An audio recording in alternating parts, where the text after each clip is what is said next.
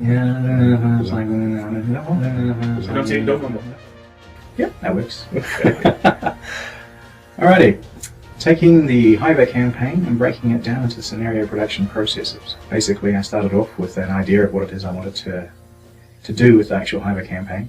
Wrote out a narrative about the actual campaign, reviewed it, decided that I needed more input basically from the lore goddess in relation to the actual campaign details. Martin initially for what sort of scope he wanted the campaign, and then Aaron to basically determine what it is I could actually include and whether it was kosher to actually include certain things in the actual campaign itself. Notably things like, does a Hiver princess evacuate a planet normally, or does she die on the ground, for instance? Whether or not Inchinak would actually be a viable name for a Hiver general, given his background. And would he be put to death at any point, and if so, why? He has a bit of a murky past, shall we say, historically. So a lot of those clarifications came through from Aaron, which resulted in Inchinak's character developing further. At the same time, it also allowed me to determine how he would be different from other Hiver. Taking that, I then created the overall arching campaign narrative. The net result of that was determining, therefore, what worlds I would be fighting on, or Inchinak in particular would be fighting on. And from there, it was a case of developing those worlds. For that, mocking up a map of some kind and giving it to somebody with real art skills. Ryan in this case. Also looking at various available artwork for weaponry, weapon systems of various kinds, what the Hive will actually look like in combat based on previous artwork, and then determining what sort of weapons they would be using at various times. So you start off initially with Inchinak defending his mother from alien invaders with relatively low-tech units and weaponry, then basically progress to the point where he's joined the Imperial Army and has mainstream weapons and technologies to actually deploy against the enemies of Queen Regent. From there it's a case of, what do you do with it now? Once he had an idea of where I was going to be putting him and as far as the campaign scope was concerned and what worlds he'll be working on, Ryan delivered the maps, and then I basically decided, okay, well, this is good, but now I need to basically figure out how the units are going to work, where the defenses are going to be, and other terrain details. And that's basically where the tools come into it. So we've got tools for determining what terrain types are actually available in the map. Fog, for instance, comes rolling in. The Tarks are very, very happy with water-based environments. Consequently, they tend to basically have this coastline thing going on, whether it's around lakes or in the seas itself. Hiver aren't so happy with the whole coastline thing. They don't tend to basically see a lot of fog, for instance. It's not something they like or enjoy particularly much. So you look at a Hiver world with its fairly arid environments, and you go to a Tark world and it's fairly moist environments, and you go, I'm going to be getting around this how? But yes, on the Tarka world you'll find yourself in a situation where there is a large number of environments that actually allow for things like fog, where the land meets the sea. There's a lot of water, and not so much in the way of roads, because Tarks don't tend to use much in the way of road or bridge type structures. They prefer the hovercraft or the actual bridge barge systems instead.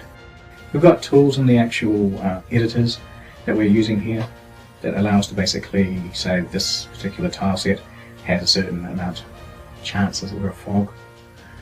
And then at some point, when you actually load the actual map up, it comes up and you say, yes, fog. And then you go into the game and you find yourself on a map surrounded by a whole bunch of water squares or hexes that actually have fog on them, which means your ability to see the enemy units is reduced significantly. The good news is that their ability to see you is significantly reduced as well. Once the map's been created and terrain types have been detailed on the actual map, then it's a case of going into the scenario editor and adding all the various units that are likely to be there. Any victory conditions that are specific to that scenario. One of the things we do with the scenario tool is not only place units in opposition, victory points, locations for reinforcements to arrive for the opposition, supply areas, starting airfields, and a variety of other things that you may find useful when you're actually trying to fight across the actual map. We can also do strange things like only present a subset of the map. So when you walk into the map initially, say you're doing a landing for an actual invasion of the colony world, you'll be initially presented with a subset of the overall map, and the idea is to secure that first. Then it expands to a larger subset of the map for the next scenario. So basically say, okay, cool, now that you've got the landing area secured, now you need to go out and actually defeat the enemy forces. And then expand it again to the largest area of the map, which basically says now you've got the enemy forces more or less running away, but now you need to secure the base locations that they came from. So a lot of the recent map design in particular has been based around creating a larger map and then creating the subset maps, so that we can then, when we go into the actual campaign, say, this is the area you landed in, secure it. This is the area you're now fighting across, secure that. And this is the area you need to control to actually conquer the colony. It's cutting down on a lot of work for Ryan, which I think he's happy about, because he has one map which he basically creates, and then we just basically cut it up appropriately. So we can get, in the case of, for instance, the Hive are landing on a Tark world, one side of the world where the capital is, civilian capital, it's fairly easy. That's the map. 3 battles, nice and easily cut up. We want to create a scenario later which is different from the actual campaign maps for us.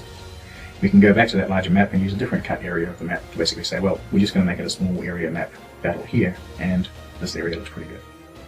So it gives us a little more leeway, plus it means that we can actually create and structure maps that are specific to the races. Earlier, Hive maps basically arid worlds. Inchinak's world slightly different. It actually has seas still. There's reasons for that. It's not a standard arid hive world at all. Tarka maps basically tend to be a lot more coastliney, foggy. Human maps, more with luck, but again it depends on who it is that actually stolen the world from recently.